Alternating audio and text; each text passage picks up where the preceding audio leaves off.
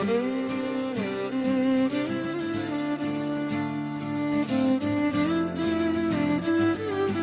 کہانی اس وقت شروع ہوئی جب برے صغیر پاک و ہند میں پہلا شخص اسلام میں داخل ہوا۔ یہ میں نہیں کہہ رہا، یہ بات بانی پاکستان قائد اعظم محمد علی جناح نے کہی ہے۔ 711 عیسوی سے شروع ہونے والی یہ کہانی 14 اگست 1947 عیسوی کو مکمل ہوئی۔ آغاز بھی اچھا، انجام بھی اچھا، بلکہ انجام نے ایک اور آغاز کا آغاز کر دیا۔ آغاز آزادی کا، ایک الگ وطن کا، ایک الگ تشخص کا، ایک الگ پہچان کا، اور ہمارے پیارے پاکستان کا۔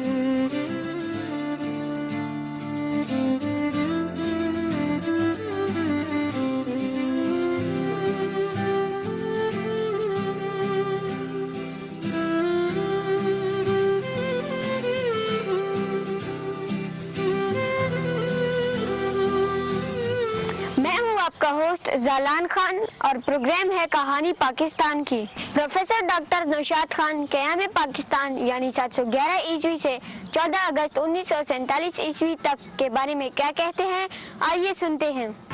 جنوبی ایشیا میں ہماری تاریخ 12 صدیوں پر محیط ہے، اور جب ہم اپنی تاریخ کا مطالعہ کرتے ہیں تو ہم دیکھتے ہیں کہ مسلمان یہاں پر مختلف اوقات میں مختلف حیثیتوں میں آیا۔ مسلمان سمندری راستے سے بھی آئے اور مسلمان خشکی کے راستے سے بھی آئے، ان میں عرب کے مسلمان تھے، ان میں سنٹرل ایشیا کے مسلمان تھے۔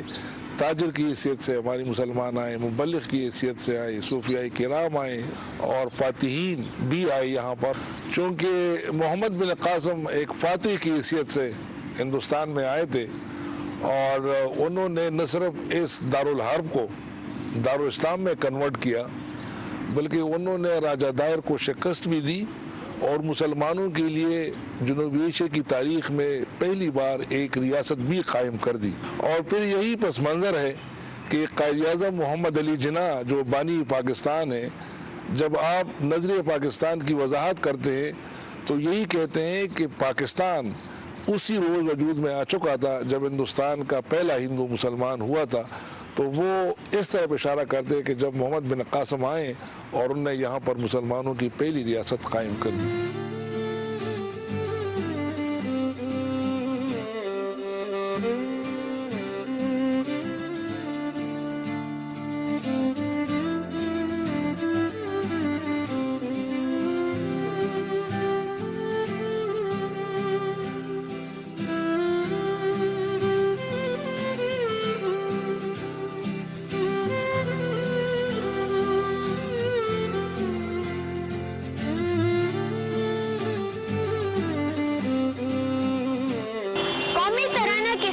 اور عظیم شاعر حفیظ جلندری درہ خیبر کی عظمت کچھ یوں بیان کرتے ہیں: نہ اس میں گھاس اگتی ہے، نہ اس میں پھول کھلتے ہیں، مگر اس سرزمین سے آسماں بھی جھک کے ملتے ہیں۔ 711 عیسوی کے بعد مختلف ادوار اور اوقات میں اس تاریخی و عظیم وادی اور گزرگاہ سے بہت سارے فاتحین، صوفیاء کرام اور بزرگان دین گزرے ہیں،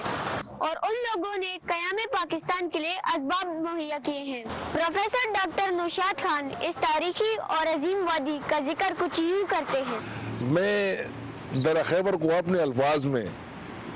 باب الاولیاء سمجھتا ہوں۔ ہم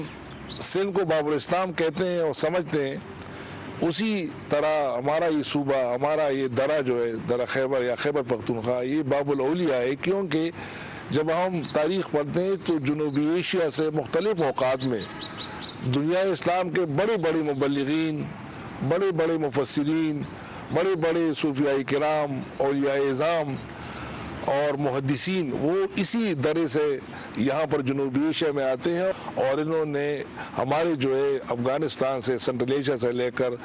ہمالیہ کے دامن تک اور جنوبی ایشیا تک جو ہے انہوں نے اسلام کا پیغام پہنچایا۔ فاتحین کا ایک سلسلہ بھی ہے، جس کے اگر آپ دیکھیں گے محمود غزنوی انہوں نے جو سب سے زیادہ حملے کی ہندوستان کے اوپر، احمد شاہ ابدالی جنہوں نے پانی پت کی تیسری جنگ میں مراٹھوں کو شکست دی تھی، اور اسی طریقے سے پھر مغلیہ امپائر کے جو بانی تھے بابر، ظہیر الدین محمد بابر، یہ سارے وہ فاتحین ہیں جو کہ جنوبی ایشیا میں آتے ہیں اور یہاں پر اسلام کا نہ صرف جو ہے وہ جو یونیورسل میسج ہے وہ اسپریڈ کرتے ہیں، بلکہ مسلمانوں کو ایک ناقابل تسخیر قوت کے طور پر بھی جو ہے منواتے ہیں۔ اس لیے ہمارے اس درے کو تاریخی درہ خیبر کہتے ہیں، لیکن میں اپنے الفاظ میں ان کو باب الاولیاء سمجھتا ہوں۔